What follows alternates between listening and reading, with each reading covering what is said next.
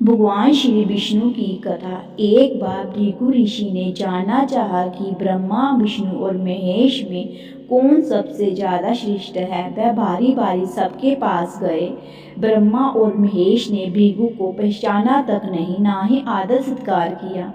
इसके बाद भृगु ऋषि विष्णु भगवान जी के पास गए। विष्णु भगवान जी विश्राम कर रहे थे और माता लक्ष्मी उनके पैर दबा रही थी। भृगु ने पहुंचते ही ना कुछ कहा ना और सुना।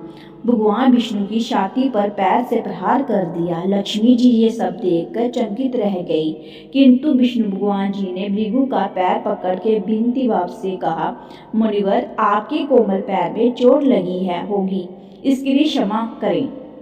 लक्ष्मी जी का भगवान विष्णु की इस विनम्रता पर बड़ा क्रोध आया। वह भगवान विष्णु से नाराज होकर भूलोक में आ गई तथा कोल्हापुर में रहने लगी। लक्ष्मी जी के चले जाने से विष्णु भगवान को लगा कि उनका श्री और वैभव ही नष्ट हो गया है और उनका मन बड़ा अशांत रहने लगा। लक्ष्मी जी को ढूंढने के लिए श्री निवास के नाम से वो लोग आए। घूमते घूमते विकंठचल पर्वत क्षेत्र में बुकला माई के आश्रम में पहुंचे। बुकला माई ने उनकी बड़ी आवक्त की और उन्हें आश्रम में रहने को कहा। एक दिन जंगल में एक मतवाला हाथी आ गया। आश्रमवासी डरकर इधर उधर भागने लगे। श्रीनिवास ने जी देखा तो धनुष बाण लेकर हाथी का पीछा किया। हाथी डरकर भागा और गहरे जंगल में अदृश्य हो गया। श्रीनिवास उसका पीछा करते करते थक गए थे। वह एक सरोवर के किनारे वृक्ष की छाया में लेट गए और उन्हें हल्की सी झपकी आ गई। थोड़ी देर में शोर सुनकर वह जागे तो देखा कि 4 शेरुकियां उन्हें घेरे खड़ी हैं। श्रीनिवास को जागा हुआ देखकर वे टपट कर बोली, जे तुम्हारी राजकुमारी पद्मावती का सुरक्षित उपवन है और जहाँ पुरुषों का आना मना है। तुम जहाँ कैसे और क्यों आए हो? श्रीनिवास को जवाब दे इससे पहले ही उनकी दृष्टि वृक्ष की ओर से जागती राजकुमारी की ओर गई। श्रीनिवास पद्मावती को एकटक देखते रह गए। थोड़ा सा होकर कहा, देवियों, मुझे पता नहीं था, मैं शिकार का पीछा करता हुआ जहाँ आया था। थक जाने पर मुझे नींद आ गई, इसलिए क्षमा करें। श्रीनिवास आश्रम में लौटे तो आए, किंतु बड़े उदास रहने लगे। एक दिन बकुला माई ने बड़े प्यार से उनकी उदासी का कारण पूछा तो श्रीनिवास ने पद्मावती से भेंट होने की सारी कहानी कह सुनाई। फिर कहा, उसके बिना मैं नहीं रह सकता। बकुला माई बोली, ऐसा सपना मत देखो।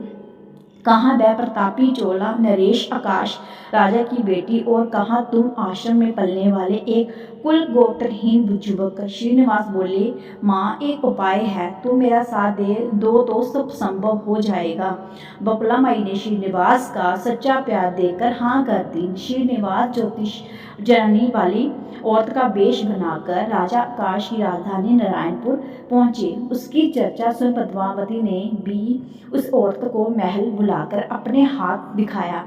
राजकुमारी के हस्तरेख देखकर वह बोली, राजकुमारी, कुछ दिन पहले तुम्हारी भेंट तुम्हारे सुरक्षित उपवन में किसी युवक से हुई थी। तुम दोनों की दृष्टि मिली थी। उसी युवक से तुम्हारी शादी का जोग बनता है। पद्मावती की माँ धारणा देवी ने पूछा, ये कैसे हो सकता है?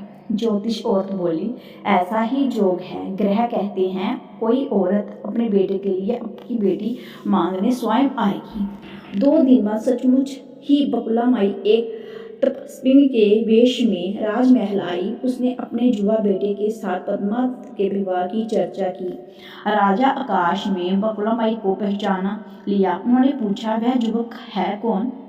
बकुला माई बोली, उसका नाम श्रीनिवास है। वह चंद्रवंश में है, पैदा हुआ है, मेरे आश्रम में रह रहा है, मुझे माँ की तरह मानता है। राजा आकाश ने कुछ सोचकर उत्तर देने के लिए कहा। बकुला माई के लिए चले जाने पर आकाश ने राजपुरोहित को बुलाकर सारी बात बताई। राजपुरोहित ने ग्रहण की, फिर सहमति देते हुए कहा, महाराज, श्रीनिवास में विष्णु जैसा देवगुण है, लक्ष्मी जैसी आपकी बेटी के लिए बड़ा संजोग्य है।